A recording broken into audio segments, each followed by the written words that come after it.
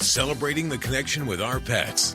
This is Animal Radio, featuring your dream team, veterinarian Dr. Debbie White and groomer Joey Villani. And here are your hosts, Hal Abrams and Judy Francis. And I'm going to go ahead and set the scene. Right now, Dr. Debbie is chowing down or drinking a drink. I guess it's kombucha. Is that what you call that? Kombucha, yeah, it's a fabulous fermented drink that's got a little bit of nauseating kind of vinegar to it. Any alcohol in it? Is this well, technically there's a warning on there, yeah. So, but it's not like you drink it to get lit. It's just a natural process of the fermentation. It releases alcohols. Can I just say it looks absolutely disgusting? It is. There's a sludge at the bottom, and so you got to kind of like stir it. But that's where the good stuff's at. You want that. Yeah. Are there any redeeming factors of kombucha for animals? Can animals drink kombucha? Because of the alcohol in there, I've never heard of it actually being safe for dogs. But, if we could develop one for dogs, that would be appropriate. I guess the first thing would be, would they like it? Because most kombuchas are kind of citrusy flavored, or they have different kind of additives to them that may not be appealing on the canine palate. So we might have to find ways to make that a doggy attractant. I don't know. So there's no beef or chicken kombucha? Heck no, I wouldn't drink that. Is it good? Do you drink it because it's good for you? Yeah, it's got a lot of live bacterial cultures that are good for your digestive tract. Oh. So it's actually, in my opinion, it's better than yogurt because you can't get this amount of active cultures from just eating the yogurt without the calories. This is awesome stuff. It's like 50 to 60 calories for a bottle. What about probiotics for pets? Because there's lots of those out there. That's true, yeah. And, I think that there's a lot of probiotics out there. We just don't really know what cultures are necessarily the best cultures for dogs or cats or people even. I think they're still really looking at that and seeing. Plus, there's the problem of getting the probiotic in through the digestive tract and not have it digested. So there's got to be this kind of, it gets past the stomach and can actually do its work in the digestive tract. So not all probiotics are the same. So where do you get this? Do you make it or do you buy it? Some people make it, but I just buy it at the health food store, the grocery store. You can buy it everywhere now, but it's definitely good for the gut and part of your immune system. So it's good for everything. I'm thinking about 6 years ago when you first came on to Animal Radio, you used to come in with a diet Pepsi. Pepsi one. Yes. Yeah. I've kind of evolved, I'd say. Things have changed. Who we're going to have on the show today is a lady who makes cocktails for animals, for dogs and cats. Okay. I know this. It sounds a little strange to me. Alcoholic? Well, it's a pet winery, and I don't think there's any alcohol involved. No, there's whatsoever. no alcohol in it. I have a Fetch Me Noir. And it looks like a bottle of wine. It really does. I have a Meowsling. And that Meowsling looks like one of those little shots that you'd get on the airplane. Yeah. And I also have a Burgundy, a Fetch Me Grigio. Wow. A dog teeny, a cat teeny. A dog teeny and a cat teeny. Yeah, got everything. I don't understand. So you can include your pets if you're having a party and do it in a safe way. Okay. Exactly. So for the holidays are coming up, you can pour a little martini glass with a little bit of the puppy liquor in there, and it'd be a safe alternative. They even have a bark brew if your dog prefers beer instead. So this is Barktober, right? There you go. We're going to talk to this lady who's invented this stuff. Is that correct? She's coming up in just a few minutes right here on Animal Radio. What are you working on over there in the newsroom, Lori? Got a very interesting story. How you could think you have food poisoning, but it's really your puppy that's making you sick. Okay, it's your turn to reach out to Dr. Debbie right now, and this portion of Animal Radio brought to you by Fear-Free Happy Homes, helping your pets live their happiest, healthiest, fullest lives at home, at the vet, everywhere in between. Visit them at fearfreehappyhomes.com. And thanks, Fear-Free, for underwriting Animal Radio. Hey, Ted, how you doing? Hey, fine. How are you? Good. Where are you calling from today? I'm calling from Los Angeles. The L.A. area, listening on Coast. How can we help you? The whole team is here for you. Oh, thank you so much. I've got the problem with my dog. I've got a pit bull that was left me. That was somebody my daughter was going to sell, and she hadn't sold it, and I've had the dog for years now. And I can't get him to stop digging the backyard up. Every day, it's a nightmare. Okay. And I've had to put junk it back there to just cover the ground up because, you know, it's a there was grass back there and everything, but then with the dog, it's just dirt and, and everywhere there's a spot, and of course, now I understand he's trying to get cool. That's his nature, to try to dig a spot and get some cool ground. So I let brush grow up. Little wild trees are growing up to give him coverage and stuff. But every day, there's this digging thing, man. You go back there, you could break your ankle or your neck, with a new hole. And it's like, wow, how do I stop this? There's dust everywhere. I know it's just, what can you do? Okay, well, I think you got some great insight into, why he may be doing this. And the important thing to realize is digging is a natural instinct that dogs have. So can we stop it? No, we can't stop it completely. It's innate. It's something that they desire to do. And a lot of times there's different reasons why dogs will dig. You mentioned, keeping cool. So a lot of dogs will do that because your first couple inches of soil, it's actually cooler underneath there. So they'll do that to keep cool. Other dogs, I see some dogs where there could be problems with, say, little critters, whether they be mice or moles, and they're actually hearing things and picking up on things, smelling things, and so you kind of have to look at what potentially might be causing your dog to do that. And if it's just the solely staying cool, then we look at making alternative ways to keep our pet cool in an outdoor situation. Now, if it's something like the critters, you do your best to try to, pest control. Other things would be boredom. Some dogs, if we just keep them in the backyard and leave them to their own defenses, they're going to find things to do. And digging is fun. It's a fun thing to do if you're a dog. So it's kind of rewarding. All the above reasons, Okay. But the other thing is, I can't. Every time I put a collar on him and try to put a leash on him, he won't budge. He won't move. He's just stuck frozen. So I went wherever she got the dog from. It seemed like he had been traumatized or something because when I put a collar on him or a leash on him, he fights. And he's a pit bull. He's not a fighter. He has the instinct, but I've never let him fight. Okay, so he's not. He's a loving dog. He's got so much affection. Every time I come out, I get licked to death just to feed him. It's just like, wow, come on, dog, chill. Okay. Now, and does he pretty much stay outside at all times, or is he an indoor dog? No, he's not. Not indoor. Okay. All right. Well, I'm going to drop the bomb on you here, Ted, because in the situation you're in right now, it's going to be very hard to stop this behavior from him being destructive. Because the things that I really recommend, so when we have a dog that's having problem digging, number one is we don't want them to be unsupervised in the environment because they're going to go dig and they're going to keep digging because it's kind of self-rewarding. So we try to supervise them, limit their access, and then so that may mean for some folks they may put cement down or maybe use fencing to kind of isolate off the parts of it.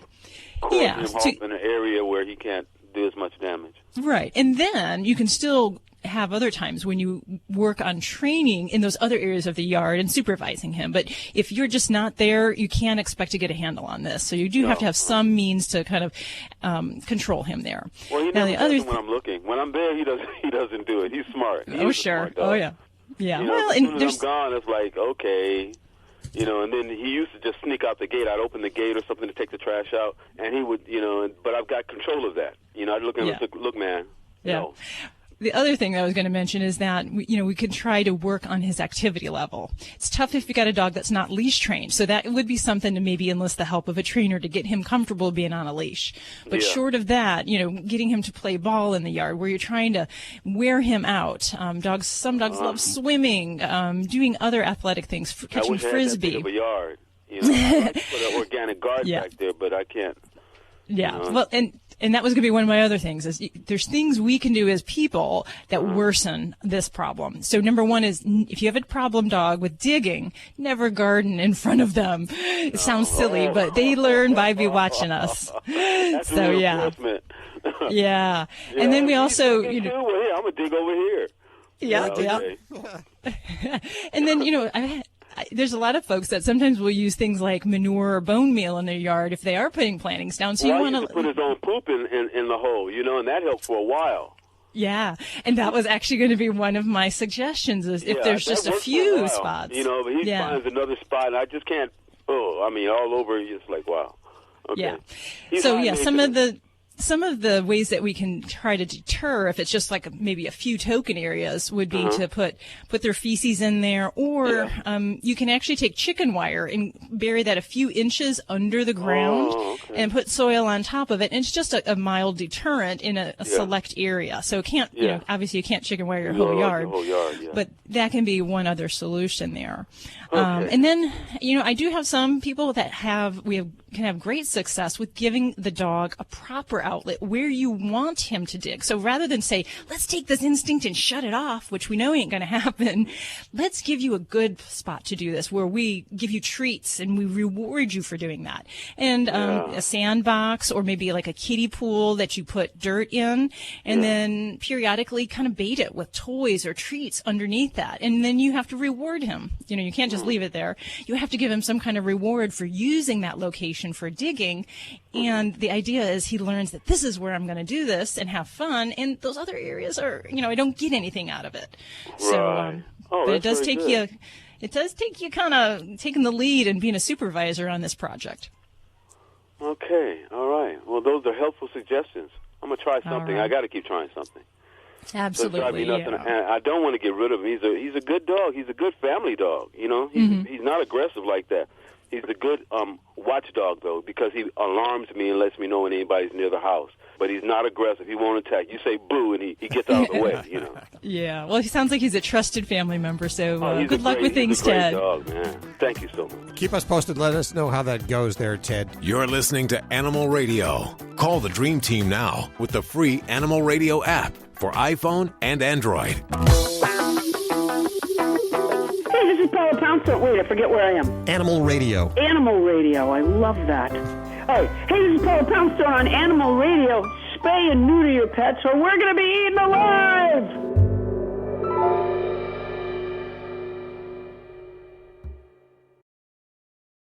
How would you like to save money on nearly all your prescription drugs? We've set up a special toll-free number for the RX Outreach program. They're a nonprofit company whose mission it is to make prescription drugs more affordable to the masses. They don't take insurance, and in many cases, your prescriptions are even cheaper than your co-pays. They carry thousands of different prescription drugs, so whatever you're taking, there's a good chance they have it. No coupons are required, and this is not a discount card. It is pure savings on your prescription drugs. They specialize in generic meds for any chronic health needs you have. Call with your prescription and find out for free how little you can pay for your prescription drugs. Remember, we don't take insurance, so call right now. 800-689-0143. 800-689-0143. 800-689-0143. That's 800-689-0143. Hello, this is Jane Goodall on Animal Radio.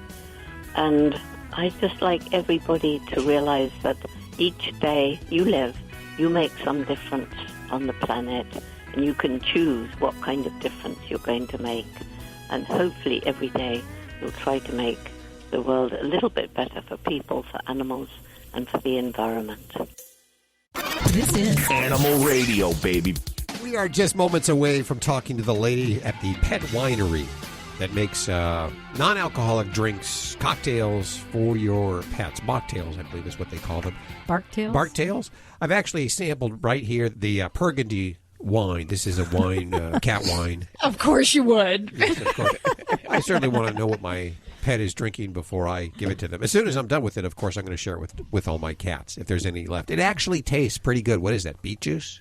What is that? Do you know, Judy? It's on there, but I don't know if that's... It's salmon oil, catnip. Wow. No wonder you like it. It is good. You are part cat. I am. It's the weed he likes, isn't it? I think so. Well, you know, that's why Dr. Debbie's drinking the kombucha. She just loves grass. I don't know where you get this stuff. We are all rotten today. Yes, we are. Coming up, got a story on some research that's coming out about how we are with our pets. So American pets, are they getting bigger or smaller? We'll tell you about that. And who is a more progressive pet owner nowadays? Who's catching up, men or women? Ooh. Ooh. I like it better when women win, so consider that. Really? So do I. Women always win. So what's your point, Joey? They're the fairer sex. You guys always win. It don't matter. You win always. Yeah.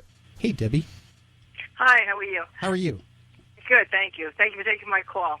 I have a question for Dr. Debbie. Okay. Just to give you a little brief history, I have an 8-year-old pure black shepherd named Z. Since she's been spaded, she's been a very picky eater. She looks at food as if it's poison at time, even if it's a steak. Recently, within the last 5 months, I've been separated, and she's been back and forth. And in that duration, about a month ago, she had to have a toe removed due to cancer. And now I notice she's becoming very nervous. Obviously, then the eating situation has gotten even worse. So I'm asking your advice on, even if I cook food for her, I have to hand feed her and forget mixing dog food with her. And I'm concerned for her health at this point. So any suggestions on how to get her to eat or go back to dog food? Well, I guess you mentioned that she's a bit anxious now. Has she always been an anxious dog? Not as bad as she is now. I like where I'm staying right now, there's a yard, and she loves being outside, and I can't get her to go out there unless I go out with her, you know. She's jumping at every little wind that blows and branch that falls, and so I think it has to do with the situation, you know, on top of her being sick and back and forth to the vet for the last 2 months, so... Oh, yeah. Now, I guess whatever it takes for her to eat as she's recuperating from an illness, those situations I'm pretty liberal, and, you know, we have to feed the body. So, you know, if the appetite is off because we're on medication or we're recovering from an illness, you know, first and foremost, we want to feed the pet. And then if we're established and we're in a healthy body state, then we can talk about playing a little tough love and, you know, whether or not we need to focus on just getting onto a dog food or just entertaining her appetite quirks, if you will. I don't mind cooking for her, but how do I know what is appropriate balanced meal, I guess? You won't, and that's the problem. Is that even myself, I can't tell you how much chicken to mix with rice to add a supplement. It is a very complicated thing as far as creating a balanced diet. Now, a lot of people can say they cook for their dogs, but is it really balanced? And that's really for a veterinary nutritionist to say. So I guess my first concern is, you said she had some bone cancer in her toe. I would want to make sure we really have a clean bill of health and that everything is okay. They felt they got the whole thing, that it was, they felt they got the whole tumor, that it was confined. Okay. And, you know, there are some varieties of bony tumors that can spread. So, you know, it's always a wise thing to check chest x-rays, make sure we're really good all the way around. And if we are, and she's being fussy, you know, I would still like to see you get some kind of a dog food in her. If she's opposed to that and she would prefer human variety foods, then I kind of go meet them halfway. And I will go for a gravy style or a stew style. Things that look like human food, smell like human food, but yet we know are balanced for dogs. If she continues to still not eat for you, I'm still going to be concerned that there might not be something right in her medical world. And that will be my first thought that I'm going to go back to. If she doesn't eat and we think she is healthy and that she is cancer-free, then if she doesn't eat for the day, I'm not going to panic. Now, if you want to try doing some home cooking, a good resource to look into is actually, there's a book by a doctor, Dr. Strombeck, and it's the Home Prepared Dog and Cat Diets, and it gives you more specific guidance on amounts, different ingredients, and then different health conditions that we might need to feed for. So that might be a resource to check out there, Debbie, and see if you want to go that route. Yeah, I appreciate that very much. Okay. And what do you think about the situation? You think back and forth is okay for dogs? I know kids do it, so. Yeah, you know, as far as with the divorce situation, right? Yeah. Okay. In many cases, it is fine. I have had dogs where this is a big upset for them, that it takes them a while to readjust to the change from going from one household to the other. But I've had other pets where it works perfectly fine. So if it does seem that her appetite is really bad after the immediate transition going back and forth, then it might look to maybe make an agreement where either she can stay at one residence longer or that we make a choice for the pet's best interest. So I have had that happen before, and I actually got in the middle of a divorce proceeding because I had to kind of counsel and help the dog get through some of the problems she had. And so, yeah, and I always say, what is best for the dog? So if you need to make that call, got to do it. Thanks for your call, Debbie. You're listening to Animal Radio. Call the Dream Team now with the free Animal Radio app for iPhone and Android. Hi, this is Jamie Farr, and you're listening to the Animal Radio Network. And remember to spay and neuter your pets. Life can be full of risks. One thing you shouldn't take a risk with ever is your family's health insurance. If you're self-employed or you now need affordable health insurance, you need to make this free call right now and see how the Health Insurance Helpline can help you get it. 800-472-0658. 800-472-0658. 800-472-0658. That's 800-472-0658. This is an Animal Radio News Update brought to you by Fear Free. Fear Free takes the pet out of petrified and puts the treat into treatment. To learn more and find a certified Fear Free veterinary professional near you, visit fearfreepets.com. I'm Lori Brooks. Before we start this first story, let's do a quick science refresher. Very quick. Okay. Campylobacter. Sound familiar? No. Can't say what I did. It's a group of bacteria usually associated with food poisoning. Oh, yeah, I was going to say that.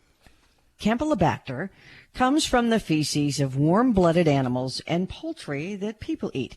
So a dog is a warm-blooded animal, right? So we're including that here. Campylobacter is usually killed by cooking and hand washing. So, pretty simple. Just, think food poisoning. But when you hear about the Campylobacter outbreak associated with puppies sold at Petland stores, it's the humans that have handled these puppies that are getting sick. Kind of strange, huh? No cows or chickens here. But so far, more than 55 people in 12 states have been diagnosed in this outbreak, which is so serious that at least a quarter of the patients have been hospitalized. And now the Centers for Disease Control knows why this outbreak is so severe and really kind of different. These puppies are infected with Campylobacter that is antibiotic resistant. So when the people who handled them got sick with gastritis, stomach cramping and vomiting and diarrhea, the typical antibiotic pills that kill the bacteria didn't work. So states that have been linked to this outbreak are numerous, including Florida, Kansas, Maryland, Missouri, New Hampshire, New York, Ohio, Pennsylvania, Tennessee, Utah, Wisconsin, and Wyoming, with, by the way, Ohio having by far the majority of these cases.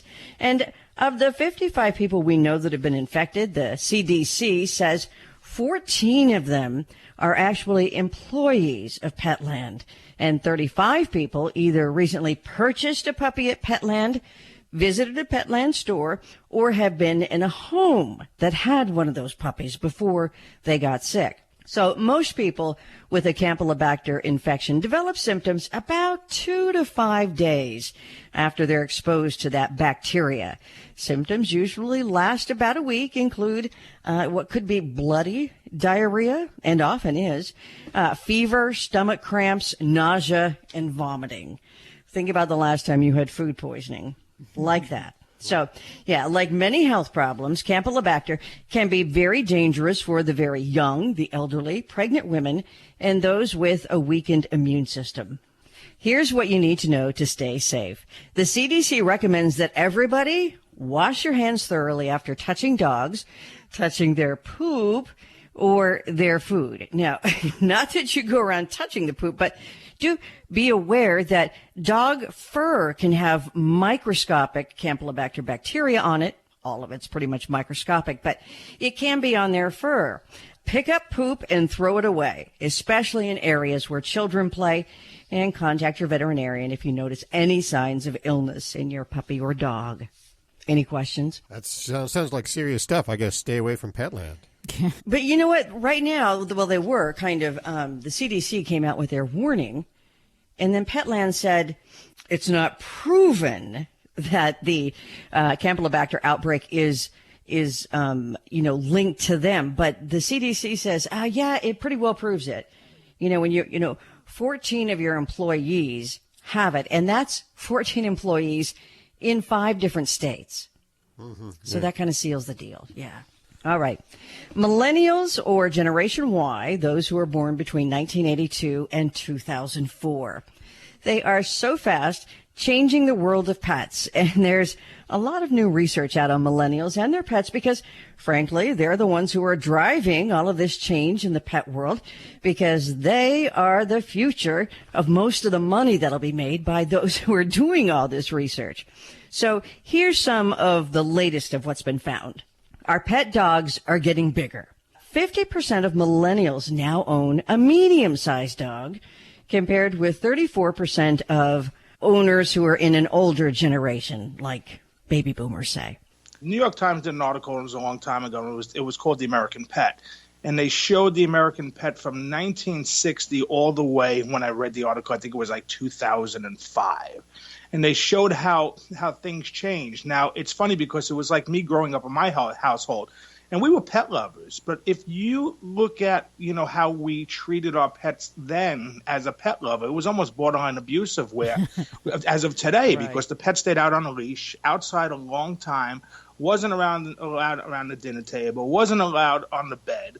And, he was fed and taken care of, but not, today, you see a pet on a leash in the backyard, you're calling somebody saying that dog is out there. And then it became where, mom and dad both had to work and less kids, more pets. And then, now we're buying pets, expensive toys and gourmet foods, and they're sleeping in the bed. And it's just a total turnaround.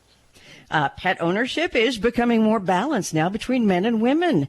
More millennial dog owners now are male, almost 40%, compared with older dog owners, about 30%. And more millennial cat owners these days are male as well, 46% of them compared with older cat owners. And according to the American Pet Products Association, millennials are now the largest segment of pet owners, bar none. And research shows they invest more time in their pets, evaluating their pets' needs more thoroughly, and thus spending more money. They're also, unlike us, older generations that might start using a product and go, oh, this is a pain, and then you stop using it. These guys are really dedicated to their pets. The millennials are, because the pets are really their children. I'm Lori Brooks. Get more breaking animal news anytime at animalradio.com. This has been an Animal Radio News Update. Get more at animalradio.com. Hey folks, this is Jackson Galaxy. You're listening to Animal Radio. Please do everyone a favor, spay or neuter your animals today. Alan Cable, welcome to another mess. Let's start it off right with your beer news watch. Beer for dogs? We plan on getting a Rottweiler. Well, any vet will tell you dogs should never be given beer. Their livers don't metabolize alcohol the same way we do, and things like hops can hurt many dogs. It's sad that dogs up until this point couldn't enjoy beer, but a company called Wolf and Brew released a beer specifically for dogs. Are you ready to enjoy one with your dog? I'm just in my boxers right now. This stuff has no alcohol or hops or carbonation. It's easy and safe for dogs to digest. So now you can share a beer with your best buddy. Hello, Animal Radians. It's Robert Semro, your Pet World Insider, here with this week's Animal Radio list. The biggest reason your pet may be obese. Now, I know we've all heard about the pet obesity epidemic by now, and it's scary to think that the numbers continue to grow each year. Nearly 59% of cats and 54% of dogs are considered overweight or obese. Now, this probably shouldn't surprise us, but it does. And it's a huge problem that has to be addressed because of its overwhelming negative ramifications to our beloved pet. Now, some of the many issues that arise from overweight and obese pets include reduced lifespans, reduced quality of life, chronic inflammation, orthopedic disease, kidney dysfunction, cancers, and so much more. In fact, we're seeing illnesses that most pet parents are surprised to hear that pets can actually have, including pet diabetes and high blood pressure and so much more. But if you think about asking the body to overwork itself every day, it's easy to understand that every extra pound adds extra problems. So how do you know if your pet is overweight or obese? For dogs and cats, there are some easy signs to see if you're observant. For dogs, you should be able to see and feel the outline of your dog's ribs without excess fat covering them. And for cats, you should be able to see and feel your cat's ribs, spine, and hip bones without much pressure. And from above your dog or your cat, you should be able to see their waist clearly defined, and from below, you should not see sagging. Now, there are many factors as to why your pet might be overweight or obese, and they include pets' natural factors like genetics, breed, sex, age, and whether or not they've been neutered. All of these things can have a huge impact on your pet's potential for obesity. But then there's the biggest reason that your pet may be obese. And I know we don't want to hear it, but it's the truth. The biggest reason your pet may be obese is you. From food choices to the amount of food and treats to exercise habits and more, it's heartbreaking to admit because more times than not it's done out of love or just not knowing. We can greatly impact the health and well-being of our pets with better nutrition, better exercise, and better understanding. So take a minute for the sake of your beloved pet and assess what stage is your dog or cat at. And I can't stress this enough. Whatever you do, it must be sustainable. Doing something for a week or two just isn't enough. And if you're not sure where to start, look for a pet nutritionist, a pet exercise group, or other resources who are out there and only too happy to help you get your pet back into better shape. Don't be the biggest reason that your pet is obese. Be the biggest reason that your pet lives a long, healthy, happy, and fulfilling life. Share your ways to a healthy pet stories on our Animal Radio Facebook page. You're listening to Animal Radio. Find us at animalradio.com. Log on, learn more. How would you like to save money on nearly all your prescription drugs? We've set up a special toll-free number for the RX Outreach program. They're a nonprofit company whose mission it is to make prescription drugs more affordable to the masses. They don't take insurance, and in many cases, your prescriptions are even cheaper than your co-pays. They carry thousands of different prescription drugs, so whatever you're taking, there's a good chance they have it. No coupons are required, and this is not a discount card. It is pure savings on your prescription drugs. They specialize in generic meds for any chronic health needs you have. Call with your prescription and find out for free how little you can pay for your prescription drugs. Remember, we don't take insurance, so call right now. 800-689-0143. 800-689-0143. 800-689-0143. That's 800-689-0143.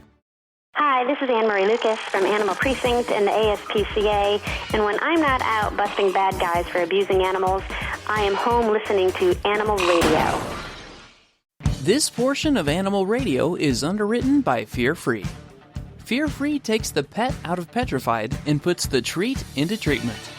To learn more and find a certified fear-free veterinary professional near you, visit fearfreepets.com.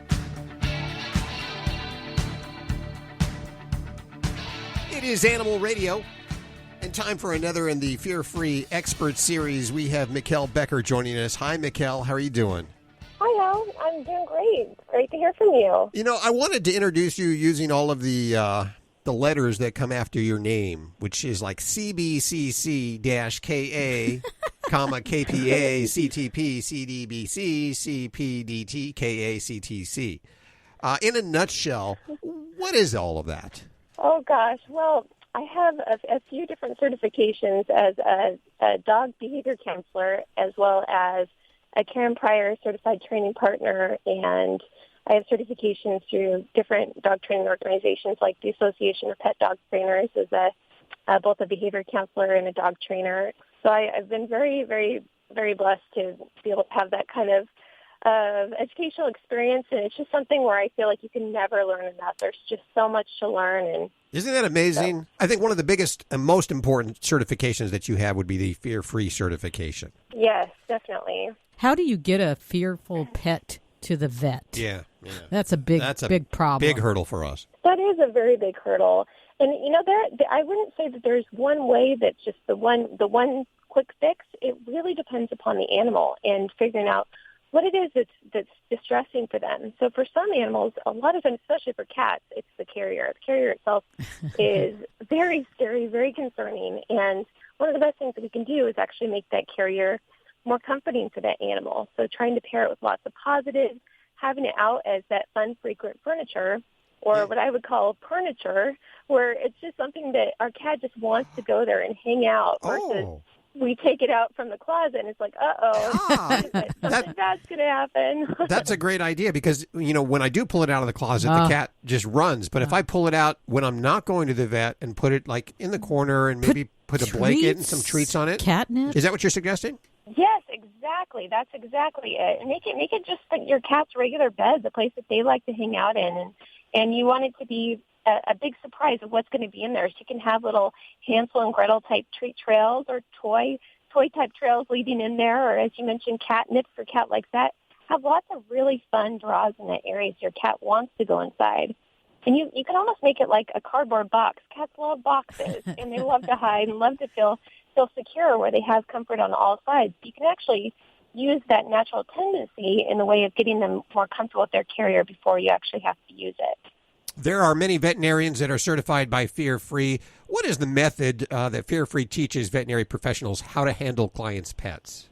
So the biggest thing is really attending to that animal's body language and figuring out how stressed they are. And, of course, those animals are not going to be as comfortable in a lot of situations, like during a procedure, as they may be just at home, like just crashed out on the couch and they're just super, super relaxed. Maybe they won't be to that degree of relaxation. But what we do want from them, although sometimes that definitely does happen, it happens more often than you would ever even guess. It's really neat. But what we really want to see is that pet in a really comfortable state. So we don't want to see any elevated degree of stress. And if we do see that, what we do is we attend to those signs and try and get the animal to feel more comfortable. So it might be working with them in a way that they are most comfortable with. So rather than invading their space, for instance, or going right up to that dog maybe and maybe they're hiding underneath the chair, seeing if there's a way that we can get the dog to come out on their own and actually setting up the areas that the animal actually naturally just gravitates to the area of care, such as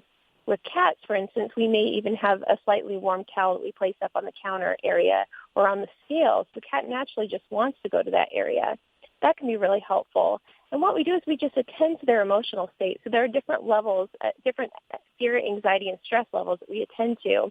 We are with Mikkel Becker. She's the lead trainer for Fear Free Pets. What are some simple methods of gentle control that we can use as pet owners? So one of the biggest ones is that a lot of times it's a big surprise, and all of a sudden hands reach and touch the animal. It can be, I don't know if you've ever noticed that when you go to pet your dog or your cat, if they don't know you're coming, it can be like, whoa, and so they kind of might jump back. One thing that we can do is we can actually give them a cue to tell them that we're going to pet them. So a lot of times I'll just use the general word pet, and then what I do is I start off in an area where the animal is comfortable. So for cats, that's the difference between cats and dogs. Cats, I'll usually go towards their cheek area and put my hand out and let them naturally rub into my hand, or start in a more neutral area, such as right up behind their ears, for instance. Whereas for a dog, that neutral area is usually around their chest area or the side of their shoulder.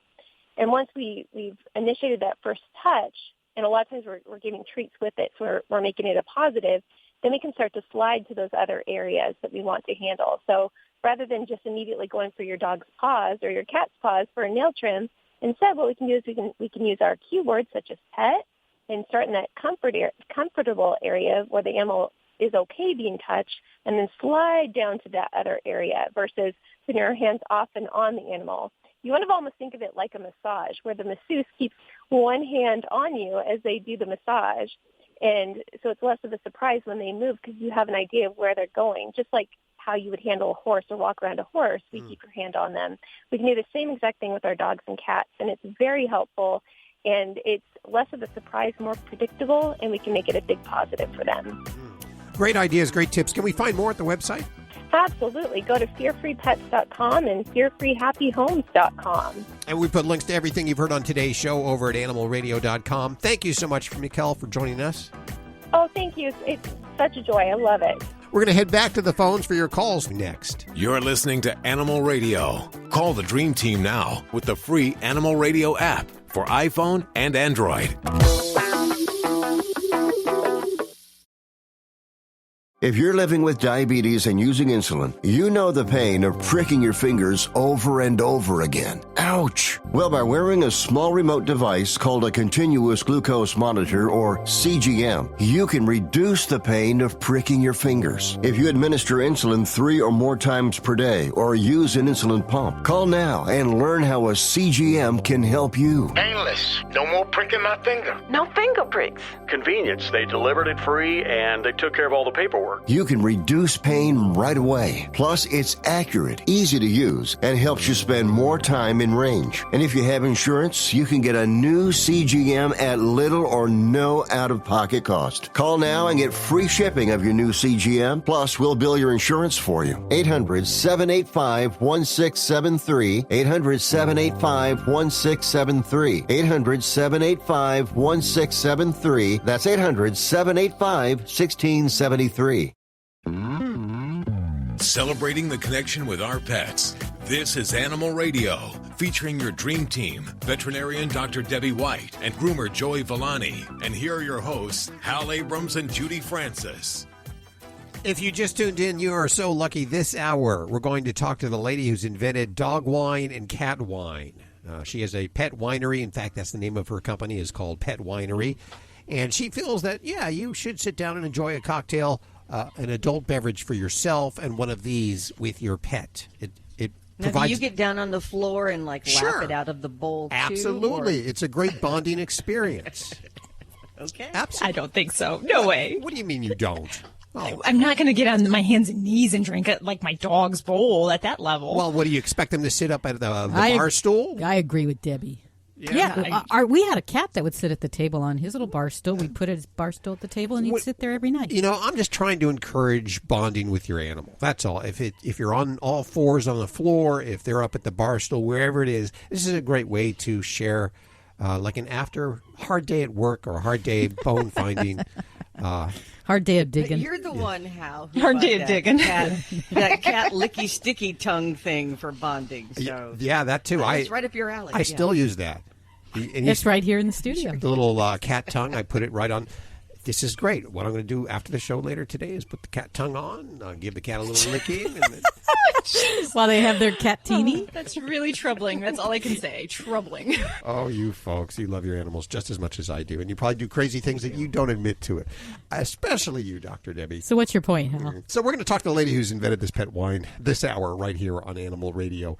And we're also going to take your calls up next. And then we're just about 20 minutes or so away from a check from our Animal Radio newsroom with Miss Lori Brooks. What do you have for this hour? Well, we used to talk about, we heard this a lot, caregiver burnout, when we're taking care of our elderly parents and things like that. Uh-huh. Now we have, like everything, research has moved into the pet world. And what can happen to you? What are the effects of you taking care of a pet that is unwell? We'll find out. I think I may know. I do too. Yeah, I think we've all been there, done that. Okay. Still doing it. That sounded like a little kombucha burp that you had there. And excuse me, I was trying to be discreet. I'm a lady. Every bit a lady with some great ideas. In fact, we were just talking about how we have 4 lines in the studio. So we go to lines 1 through 4, but you were thinking we should change it up and either increase the numbers or give them, what was your idea?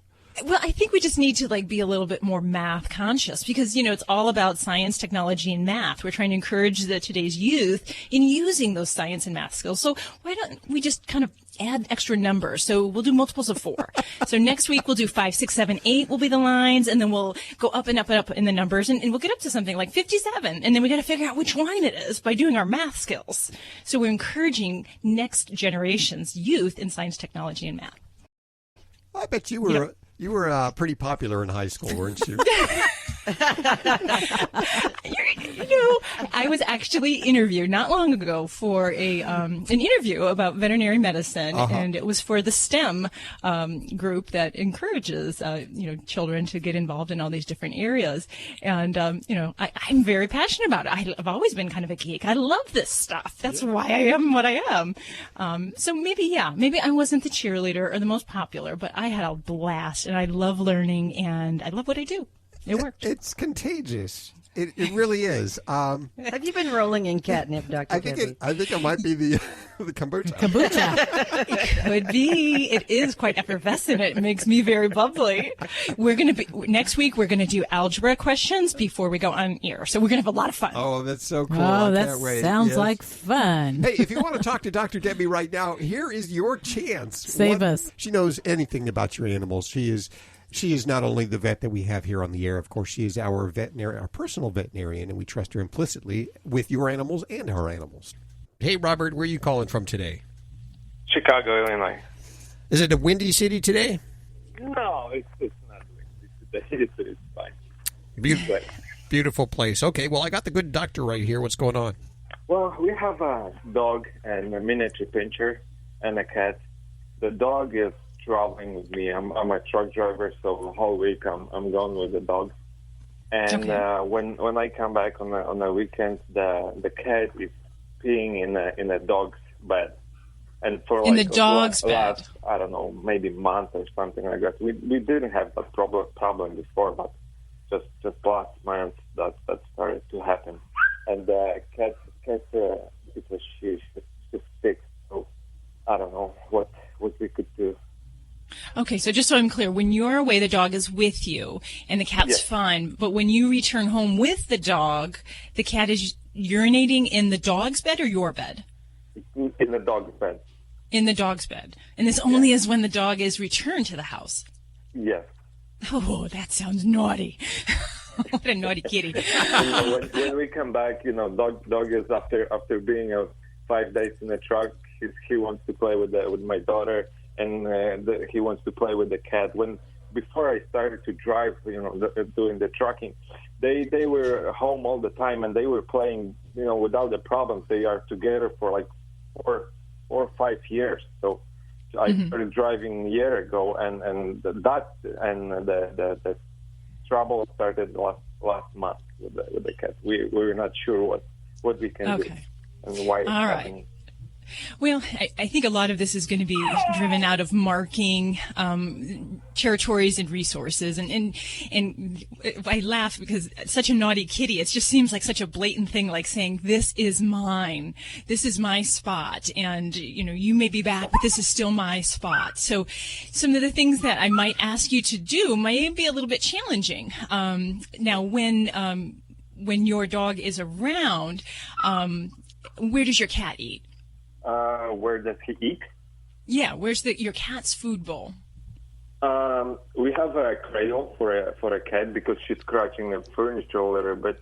We have a lot of furniture, so we put her for a night into her cradle, and that's where her food is. But the dog is eating the cat food sometimes also. Yeah, they do that. They definitely do. Yeah. Okay, so there's a couple things I would have you do. Now, one of the things that you can do when your dog is away is I'd like you to start feeding your cat inside the dog's bed. So actually put the food inside the bed in a bowl, not just laying in the bed, and to start to use this as a feeding site for your kitty. Now, that's going to do two things. It's going to make her less apt to want to urinate there in the future because, cats are tidy animals and we don't want to soil where the food is. Now, ideally, what I would ask you to do is to get 2 different beds and to provide one of the beds for the kitty and make that kind of her spot where she can have very similar environment to the dog's bed and see if she will claim that and accept that as her own without marking on the dog spot. The other thing we can do is going to be a little bit more challenging is we can try to make the environment on the opposite end of the spectrum. We can make the environment around the dog's bed unappealing to the kitty. So sometimes we can do things like motion activated like compressed air canisters and turning plastic runners upside down around that area. Those kind of things will be useful to keep kitty away, but they may keep your dog away from that as well. So you have to kind of keep that in mind. The other thing that I'd really ask you to do is to pick up some kitty pheromone diffusers. Now, these are plug-in dispensers that don't give off smells like lilacs and vanilla, French vanilla. They're going to give off a scent hormone that you cannot detect, but cats can, and it can help kind of calm them. And when we're having some territorial or cat behavior issues, it's something we like to use in the area where the problem is occurring. So in the zone where the dog bed is. And that would definitely be something that I would like to see you try. And then also making sure that the kitty's food is out of dog's reach, because we don't want to create any other competitions. If kitty feels like she's got to claim other resources in the house, such as her food, sleeping sites, all of that kind of stuff, it might make some more behavior problems more likely. So make sure that food is elevated for kitty where the dog can't get to it, and then also give her some other sites where she can kind of perch and look out and look down on her subjects, especially the dog in the household, because cats like to get up high, and she'll feel more secure and she'll be less apt to need to feel to mark her territory. So that's all we need for cats. A lot of times it's all mental play. It's making them feel and recognize that they are the kings and queens of our house. And as long as everything is cool, or as long as they're the kings and queens, everything is cool. So those are some of the ways you can kind of help that happen. Okay, well, we're gonna try everything. So thank you very much. Hey, thanks for your call. You're listening to Animal Radio. Call the Dream Team now with the free Animal Radio app for iPhone and Android. Dogs or cats, horse or emu, animals are people too. When people are shopping for a new home, they usually notice things like crown molding or kitchen cabinets or maybe the view. But in Collierville, Tennessee, a cat stuck on a wall caught the eye of a prospective buyer by meowing and waving his paw out of a small hole. Nina Wingfield from Animal Services was called and was able to free the frantic feline by cutting a larger hole in the wall. She said he had his little paw out waving like he was saying, "Come on, hurry up." The little rescued cat was happy to get out and get a good meal at the local shelter. Volunteers named him Wally. Get it? Wally? Wally's soon going to be looking for a new home of his own. I'm Britt Savage for Animal Radio. Animals are people too. Animal Radio. Hey everybody, this is Brett Michaels, and I just want to say, you, right now, want to take, wait, give me the line again, my brain skipped. Brett Michaels. I just had one of my brain brain farts. Oh, don't do that, don't do that. I don't want to be responsible for that. Trust me, it's me. Go ahead. Animal Radio, Brett Michaels, Animal Radio. You got it. I knew the Animal Radio, okay, here we go. Hey, this is Brett Michaels. You're listening to Animal Radio, and take care of your pets. They will rock your world. If you're a diabetic, we have great news. You can end the painful finger sticks with a new CGM. Plus, they may be covered by Medicare, Medicaid, or private insurance. If you test and inject daily, you may qualify. Call US Med now to learn more. 800-785-1673. 800-785-1673. 800-785-1673. That's 800-785-1673. You're listening to Animal Radio. If you missed any part of today's show, visit us at animalradio.com or download the Animal Radio app for iPhone and Android. It is Animal Radio. This is where we celebrate the connection with our pets. Grab your pets, bring them around the radio, give us a call. Just a few minutes. We're going to check our news with Lori. What do you got? Well, you're a cat guy, Hal. I am. Some of us are dog people, some are cat people, and I'm a both people. Love them all. Anything with four legs. So, but I'm kind of looking at those like you, Hal, who are cat people. Have you ever wanted to date a cat, Hal? If he could, he would. Yeah, that's a strange question. I don't think it is a strange question, and I have a very strange story coming up about how you can date a cat. Now, in all reality, you did actually dream that you were dating a Rottweiler, didn't you? I remember you telling me that was story. Probably about 20 years ago. Really? Have any of you other ladies had dreams of dating animals? No. That's No. okay. No. Oh my God! But I love that dog. Elway was his name, and when I would show up, this was my friend's dog. I would show up, and they would say, "Elway, your girlfriend's here," and he would come out with that smile on his face, kind of trotting out. That looked like he would. If you didn't know him, you'd think he was going to eat you. He would sleep in my guest bedroom bed with me. I didn't want to say he would sleep with me, but you know what I mean. Sure. I love this. And when I had that dream, I was like, wow. I had to process it for a long time. In fact, I don't think I've ever told anybody else. I think you need therapy, Lori. I'm going to have to say. Now, I have to say that I get involved with Boss's little girlfriends at school.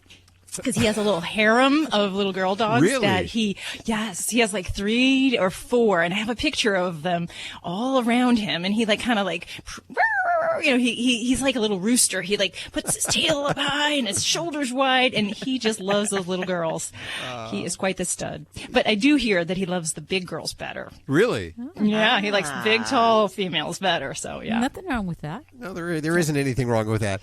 Any way you like them. We love our animals, maybe just a little too much here at Animal Radio. And if you do too, this, of course, is your radio show. Let's go to line blue. How about that? Can we just do colors this week? Sure. Blue? Okay. Yeah. We have Pinky on the... Hey, Pinky, how are you doing? I'm doing fine. How are you? I love that name. How did you get that name? Actually, the day I was born, my grandmother gave it to me because I was hoping. And I'm 61, and I still have the name. Oh, I love it. Well, I have Dr. Debbie right here for you. What's going on with your animal? Well, I have a 14-year-old border collie. She does have hip dysplasia, and she does have advanced arthritis. She does get a lot of care. She goes monthly and gets acupuncture, and she gets chiropractic care, and she's on Chinese herbs and also other like glucosamine products, and has been since she was about 4. But what I'm wondering about is how much exercise she should get. Okay, Basically. great question. And you sound like you're tapping into a lot of different modalities to help control pain and how to keep her mobile in her senior years there. So that's wonderful. And the hard thing is that this is a difficult question to answer for every pet as a blanket statement. And my response normally is the amount of exercise we want for a senior pet with arthritis depends on their existing muscle tone and strength, and also what they can tolerate already. So for instance, my 13-and-a-half-year-old dog, we usually get out for walks almost every day. And that's something that has helped to maintain some muscle mass. If we have a pet that has lost a lot of muscle tone because they can't move their legs as well and they're arthritic and painful, they're not going to have the stamina to withstand more lengthy exercise. So for some senior pets of that age, I might just say, hey, just take them to the corner and of the block and bring them home. And the ways that we determine how much is enough and not too much is really on how well the pet is tolerating it during the activity. So for walking, it's a weight-bearing activity. So, weight management is always somewhere in that therapy for dealing with arthritis and how to manage that. So we want to just make sure that when we're coming back and returning from our exercise that we're not lagging, we're not dragging feet, and we're not breathing excessively hard. If we're seeing any of that, then we need to cut things back in the activity. And in my guideline of 30 minutes is, for some old dogs, that is more than enough, and some others, 10 minutes might be more than enough.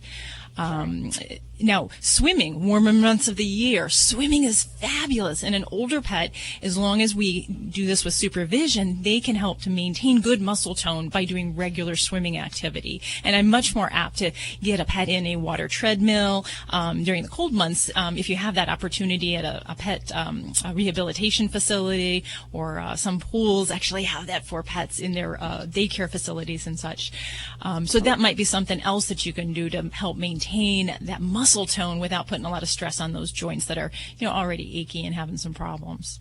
Well, it's funny you say that because after she did have ACL surgery about 5-6 years ago, afterwards I would put a harness on her. We have a big pool, so that's not in-ground pool. I would put a harness on her and a leash, and I would walk around the pool as she'd swim. But I just try and do every possible thing I can so that she's not in pain. And and she has been raw fed all her life, except for the last couple of years. She hasn't been able to. Her stomach is more sensitive, so I cook for her. Yeah, well, Pinky, you sound like you're definitely attentive mom number one, so I applaud you on that. So thank you for your call. We appreciate you calling in to Animal Radio. Thank you very much. You're listening to Animal Radio. Call the Dream Team now with the free Animal Radio app for iPhone and Android.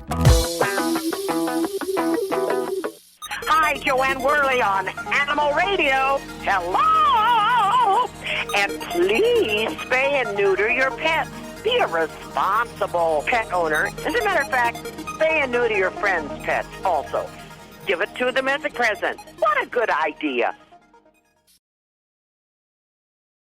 Fido Friendly Magazine and media sponsor Animal Radio presents the 15th annual Cross Country Pet Adoption Tour. Get your licks on Route 66. With help from hotel sponsors Stony Creek Hotels and advocate sponsors Hands On Gloves, Embrace Pet Insurance, and campground sponsor KOA. The tour travels from LA to Chicago for 6 weeks, stopping at shelters along the way to support adoption events and to raise money for the shelters. Community sponsors Tito's Vodka for Dog People, Susie's Pet Treats, and Brutus Bone Broth also provide prizes attendees can win with their donation to the shelter. In the first 14 years, the tour has helped to place over 18,000 pets into new forever homes. Log on to FidoFriendly.com to see where the tour stops near you. And who knows, you might just find your new forever friend.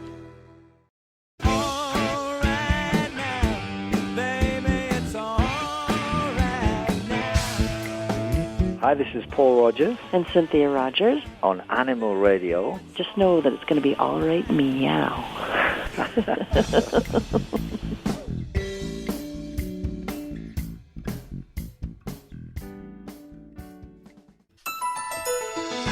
This is an Animal Radio News Update brought to you by Fear Free. Fear Free takes the pet out of petrified and puts the treat into treatment. To learn more and find a certified Fear Free veterinary professional near you, visit fearfreepets.com. I'm Lori Brooks. Hey, have you noticed? I know I keep seeing a lot of commercials on TV about, dating sites and like pet lovers looking for other pet lovers and how they want their dog to be included in everything. I love that. Mm-hmm. But they are included in everything. This is where this story comes in. It's called Perfect Date. It's actually a new visual novel, okay, that is a dating simulator and also a dark British comedy, all in one game. It's an online game for cat lovers. So, Hal, I know you're a cat lover. Uh-huh. Now, if you were to play Perfect Date, which is Purrfect. Of course. Date. Yeah. Your role would be to play the human who has been hired to conduct research on Cat Island. Now, it turns out that the cats on the island can talk, and they need your help. So here's the twist. There are 6 cats on this island that you can date. Okay. I said date. You can date. When I read this, I'm like, this is crazy. But it's a total experience. As one reviewer said, the cat date was not as creepy as she had thought it was going to be. She said it's not sexual, but more about building an intimate relationship.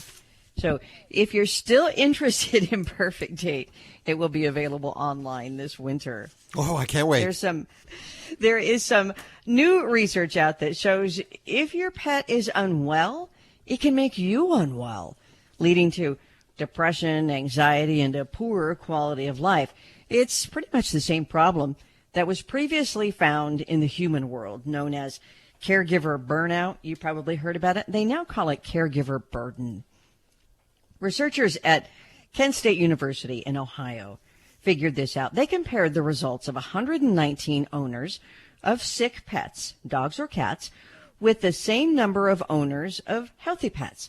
And they found that those who had a chronically or terminally ill pet, that they showed greater levels and amounts of caregiver burden compared to those who had a healthy pet.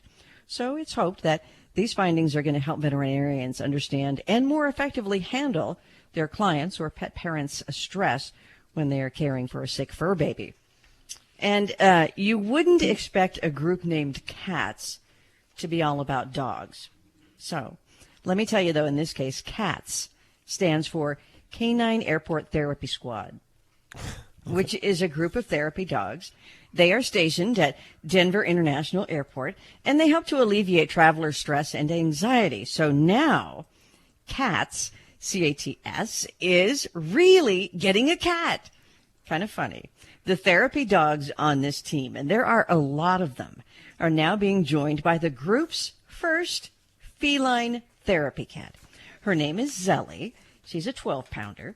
And now Zelly is part of the team of more than 75 dogs. That has to be a pretty well-adjusted cat.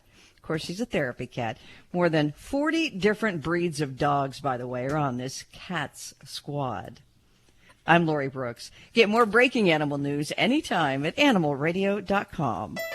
This has been an Animal Radio News Update brought to you by Fear Free. The veterinarian isn't typically thought of as your pet's favorite place to go. With Fear Free, that all changes. To learn more and find a certified Fear Free veterinary professional near you, visit fearfreepets.com.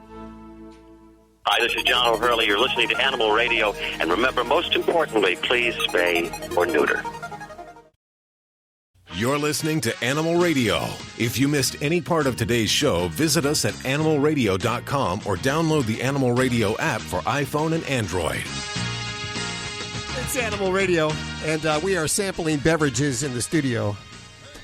Dr. Debbie is drinking the kombucha, which I actually did get a sip of because I feel like I got, she speaks highly of it. And so I felt like I should probably try it. I've never tried it. Are you a fan or no? It's an acquired taste? It is an acquired taste. I do like the little fizziness thing going on. Yeah, I like it too. Is that seltzer? No, it's actually the fermentation itself that produces kind of this bubbliness. Some of them are more so than others. I've had the unfortune of opening these in my office actually sometimes, and it'll like explode all over. So I have to do it over a sink because the effervescence is so robust. If you kind of move it around and shake it at all, it'll just go crazy. And you say there's maybe a little bit of alcohol in there from the fermentation process? Yeah, there is a small amount. So there's warnings that, technically, would you show up positive for an alcohol test? Possibly. So if you avoid alcohol because of religious beliefs or pregnancy, you're not supposed to drink it. So it's an excuse for you to drink on the job, really, isn't it? Yeah. And it kind of gives you that feeling that maybe you're doing something good for your health. And hey, I'm off the diet soda, so give me something. Yes. I'll I take do this. salute you for that. And much better than the Pepsi one that you used to drink every day. And I'm sure it's better for your teeth and your innards than a soda of any sort. Now, I'm drinking I just had a sip of the Burgundy cat wine. This is from the Pet Winery, and we have the brainchild behind this on with us. Taryn Nahm is joining us. Hi, Tara. How are you? Or Taryn. That's all right. Happens all the time. I'm well. How are you? Very well. So I got to say, the Burgundy is great stuff. It's not for you, Hal. But I like it. It has salmon oil and a little organic catnip in there. Sounds healthy. But no alcohol, right? Yep, no alcohol. Just a fun drink for your pets that's completely healthy for them as well. And I'm looking at your entire line here, which includes the dog teeny. All, by the way, they come in the bottles that look exactly like you would buy them for the adult human beverages. What made you decide to create a cocktail line for animals?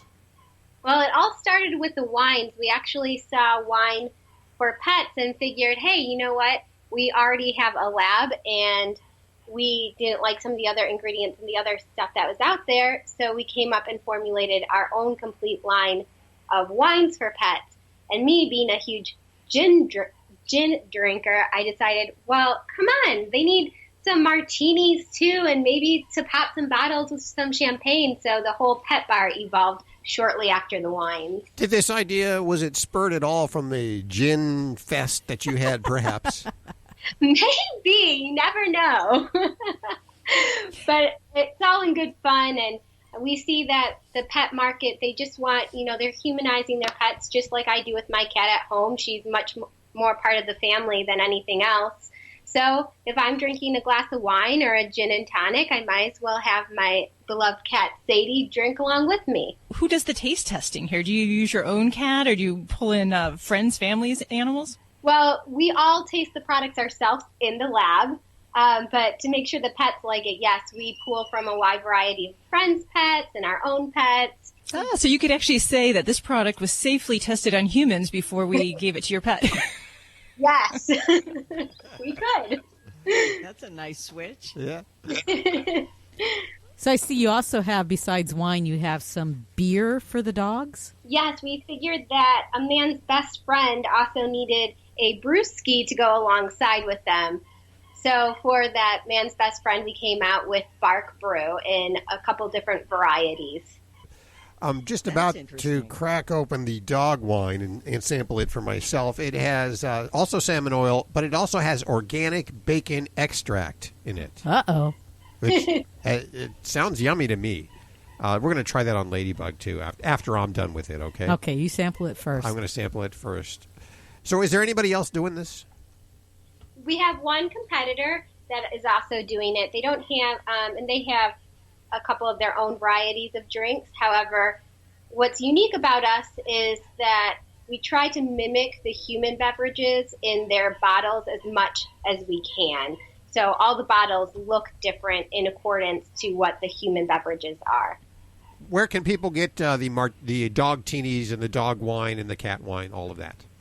They can come to our site at petwinery.com and order directly offline. We ship next business day, which is awesome, so turnaround time is quite quick.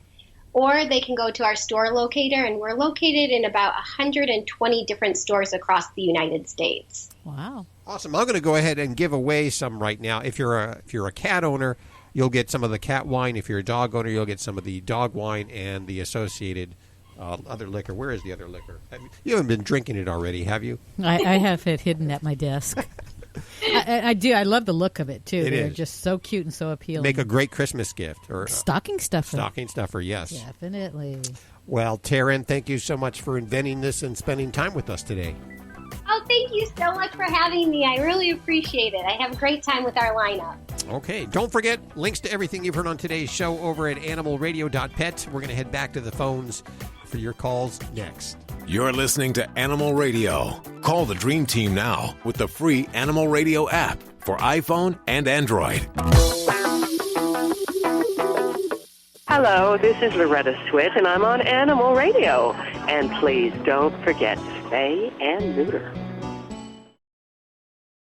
If you're living with diabetes and using insulin, you know the pain of pricking your fingers over and over again. Ouch! Well, by wearing a small remote device called a continuous glucose monitor, or CGM, you can reduce the pain of pricking your fingers. If you administer insulin 3 or more times per day or use an insulin pump, call now and learn how a CGM can help you. Painless. No more pricking my finger. No finger pricks. Convenience. They delivered it free and they took care of all the paperwork. You can reduce pain right away. Plus, it's accurate, easy to use, and helps you spend more time in range. And if you have insurance, you can get a new CGM at little or no out-of-pocket cost. Call now and get free shipping of your new CGM. Plus, we'll bill your insurance for you. 800-785-1673. 800-785-1673. 800-785-1673. That's 800-785-1673. This is Glenn Close on Animal Radio, urging you to spay or neuter your pet.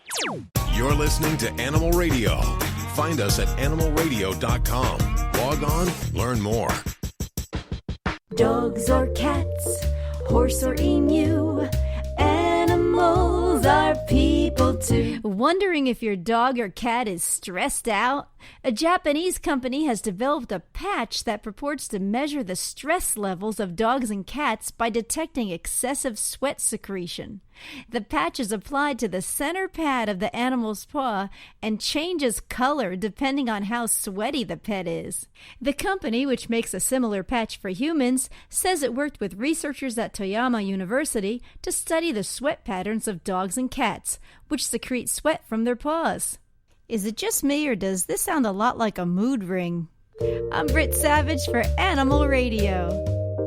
Animals are people too. Animal Radio. Oh, what did he say? He said, we're all across the USA, the most listened to pet show today. Animal Radio, we're everywhere you go. Animal Radio. Animal Radio. Let's head on over to the phones. I believe we have Elise on the phones. Hi, Elise. How are you doing? Okay, how are you? Good. You're calling about a ferret. Is that correct? That is correct. We have a ferret about 2 years now. Don't know how old he was when we got him, and all of a sudden he just looks like a bag of bones.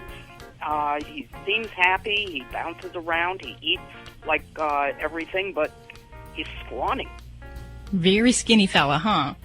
Well, Elise, I love ferrets. They're one of my favorite critters to see here at the office. So I just adore them. They're a lot of fun, but they are challenging because they do have some weird things that come up. And I know you said everything sounds like it's going along normal, but I'm going to kind of probe a little bit deeper here. You said you've had him 2 years.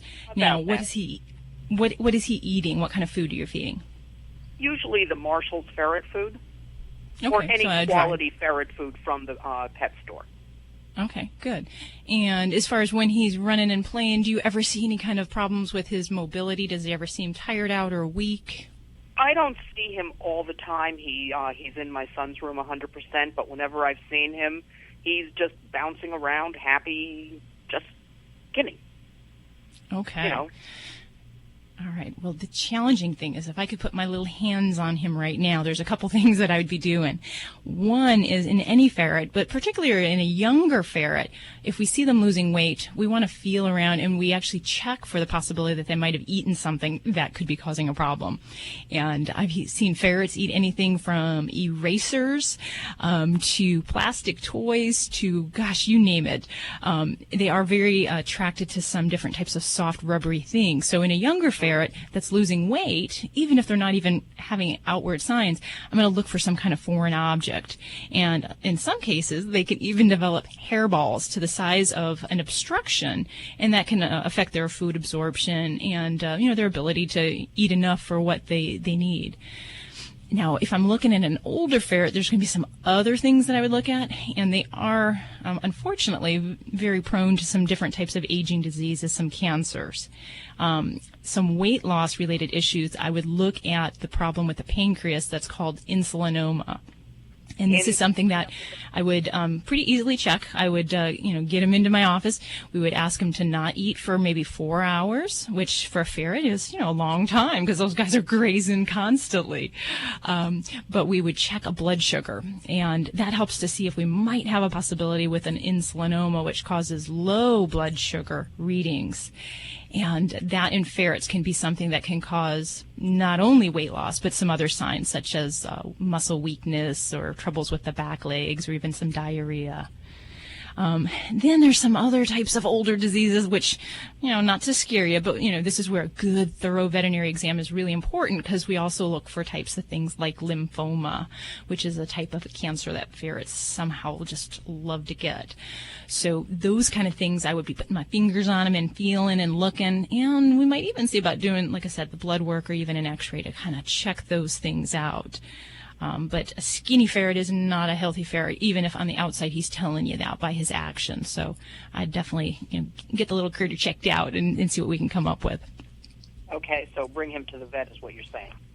Yeah, absolutely. And then I would say, be alert to those things as far as his appetite, making sure that when you feed him, he eats it. Watch his bowel movement so you can give a, kind of educated report as far as like in the last week, this is what he's been doing in his poops. Here's a fresh sample of the poop so the veterinarian can see that.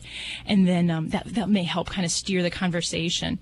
And then, just be prepared. I'd read up a little bit about the insulinoma and the lymphoma because those are really big ferret issues that we do see in the older categories.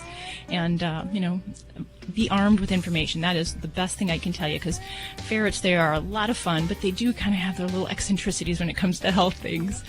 But I gotta say, they are the best to watch. You probably enjoy watching the antics, I imagine. They're a riot. They're hysterical. But, I love all the animals. We have dogs, we have a cat, we have the ferret, We're just, the zoo of Pennsylvania. Well, that's what we love. People who love animals. So thank you so much for your call, Elise. Okay, it is time for us to get on out of here and try our dog wine or cat wine or dog teenies. Dog beer. Whatever. I think I'm going to invent the kombuchas for pets. I think that's a new line. Go. So go walk your dogs. Have a great day and have a great weekend. We'll catch you next week for more Animal Radio right here.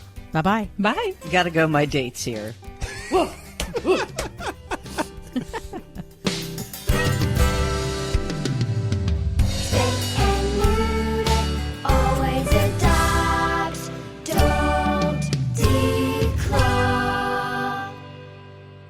This is Animal Radio Network.